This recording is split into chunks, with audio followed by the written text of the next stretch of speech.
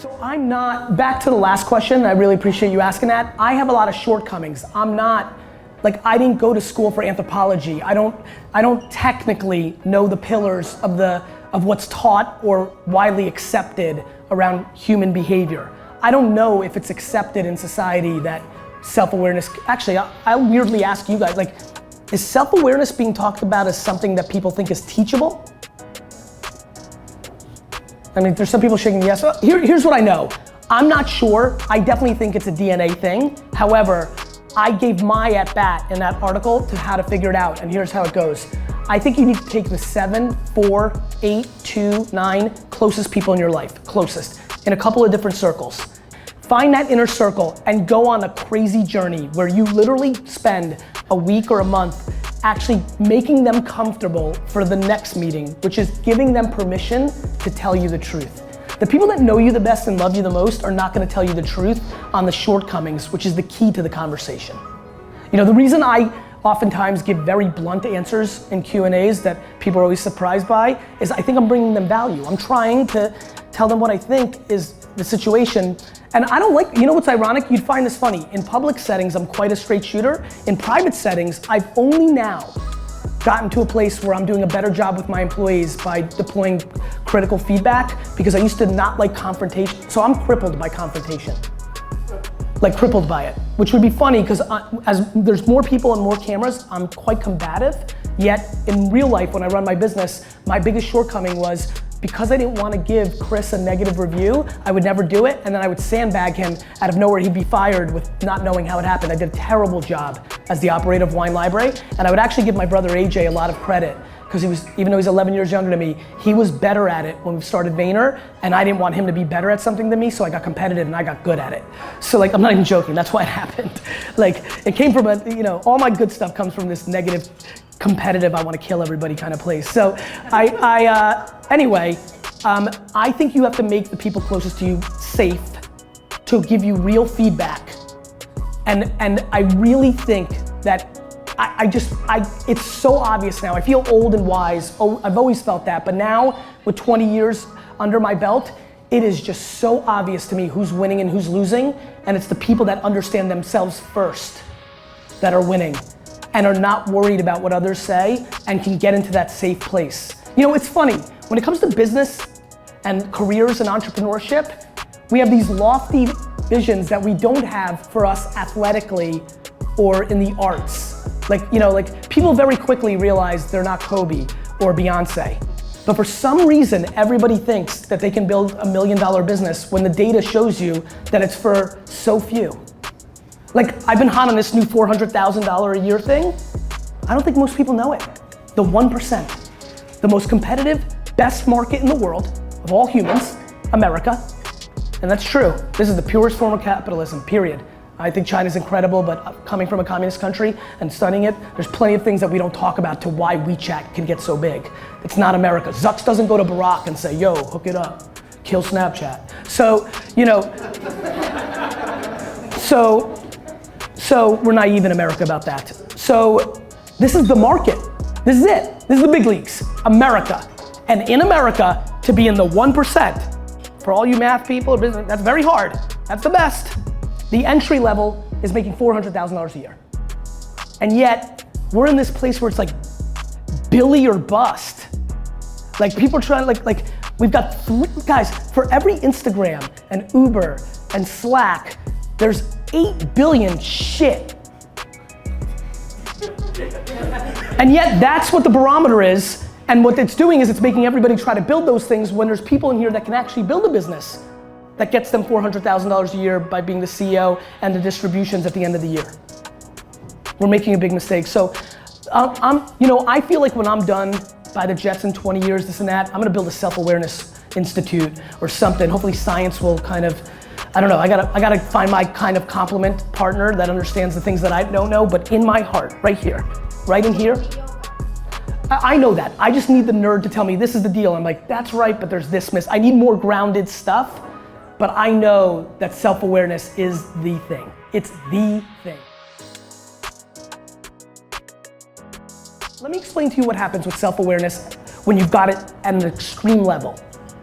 You start the process of being internally happy. Because what self-awareness allows you to do is to accept your shortcomings and focus on your strengths. And what it does is it allows you to navigate other people. You know what else happens with self-awareness? You start developing empathy and all the other things around it, gratitude, and all of a sudden, you know what else happens? People stop letting you down. Do you know that nobody can let me down? I get it. I have empathy, I have self-awareness, I get it. Like, jab, jab, jab, right hook, right? My last book. Give, ask. Too many people read it 14 times and think it says give, take, or get. No, ask. I just went through this book tour, the way I do, I just launched it on Tuesday. The way I roll, the week before I go into full sales mode. I hit up everybody and say, yo homie, I've done some good shit for you. And in detail, no bulk fucking email. But this week, an individual that I made $1 million by getting them into an angel deal that sold, that they would have never gotten into, that they called me and begged me to get into and I got them into, bought 3 books. I don't feel like that was a good exchange for all the other things I did. And you would be stunned how much it doesn't even register as a negative. Because I get it, he didn't put the pieces together, it's okay. And so, self-awareness, telling you guys, stop lying to yourselves. It's the single gravest mistake. Gary, will you think about it twice, helping that guy a second time? Or will you always help? Thank you for saying that. I'll help that guy 40 more times. I look at it as a net human thing. Maybe Sally sucks shit, but Ricky's better, and net, it's even. So I don't hold grudges, I don't get sad, I'm like zenned out about it. Like, even my own well-being. I love capitalism and market dynamics so much that if I deserve to go out of business, I deserve to go out of business. Do you know what I'm spending the most time on right now? With my old white male friends. All these 60 and 70-year-olds that think they're capitalists and they're Americans and this and that, and what they want to do is support a Republican to do laws that will let them save and hold on to more of their money. I think they're fucking losers. Nobody saves IBM or BMW. There's no laws that just because you were a good business for 30 years, this president's gonna save you. Yet these high net worth individuals want laws to save them because they're old and tired and they wanna be on yachts. Fuck you, keep working. I will go to the ends of the earth to promote my clients effectively, but I am pretty terrible at self-promoting. Interesting. So, and you're the best at it. So yes. What are some tricks? I think the best thing is really trying to reverse engineer why you're not good at it. So, I mean, I don't know if you want to get that real and say it out loud in front of all these people. I'm more than happy to do it with you for 5 minutes ad hoc one day this summer, but it's trying to understand whether it's your own confidence. Do you not think you deserve it yet because you're early in your career? Look at me, I might be the best at it. I didn't start it until I was 34 years old. After 12 years of building an actual business that I think then I had the ability or the audacity to go out and say, hey, look at me, I did something. So you're very young, so maybe you think it's that. It's first unlocking why. Next, understanding, do you actually need it? So the Nike CEO isn't good at self-promotion. They just make great fucking product. I think there's a bad conversation that all CEOs, or it's really great to be like this and then it helps your business. There's way more businesses making way more money where you have no idea who the CEO is than there are the alternative. So I wouldn't get so caught up. Stuart Butterfield isn't crushing the personal brand game, but Slack's doing just okay. So I think first you have to decide if you have to do that.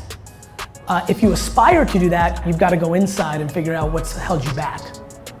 Does that make sense? That makes perfect. I think too many people are like, you need to build your brand, it'll bring you new clients. You know what brings you way more clients? You know what brings VaynerMedia way more clients than Gary self-promoting? Doing great fucking work and then them telling other people to hire us. What I'm doing is I'm making pretty quick judgments. I married my wife 4 minutes into our first date. And we met on JDate. So blind, 4 minutes in, we were married within a year, best decision of my life. Hands down, not even close. So I'm intuitive, right? 7 minutes into the internet, I was on a bulletin board and I'm like, I'm gonna start a wine store on the internet. I didn't even know what the internet was. So I definitely jump quickly but the way I'm doing my decision making is watching people. It's why I'm so scared for the death of Twitter. and why I'm so excited to then invest in the next Twitter, because the water cooler of society is not going away. Without Twitter, there's nowhere to talk about the presidential debate. Not seamlessly. It's harder on Instagram. It's harder on Facebook for us to do what we like to do there. So shame on them for not evolving the product to keep people's attention and never fully be explained to normals, you know? But for me, it would be devastating because I can't just use it because it never went to Facebook scale. So I need that. And then I just do simple stuff like other things that people don't think about. When I opened an office in Chattanooga, Tennessee, everybody's like, why did VaynerMedia open an office in Chattanooga, Tennessee? Because there's two different Americas. There's a very different America between Boston, New York, LA, and San Francisco, and Chattanooga, Tennessee. So I force myself into pockets there. But it's mainly just watching. Basically, I'm listening 24/7, 365. I'm listening to the questions that are being asked here. It's why I'm branding myself as an Ask Me Questions, because I'm getting double benefit. I'm bringing you value and I'm learning from where the wave of questions are going. So basically my entire being is predicated on listening, which fucks with people because I'm such a loudmouth and they think I'm always talking. But I'm listening, man.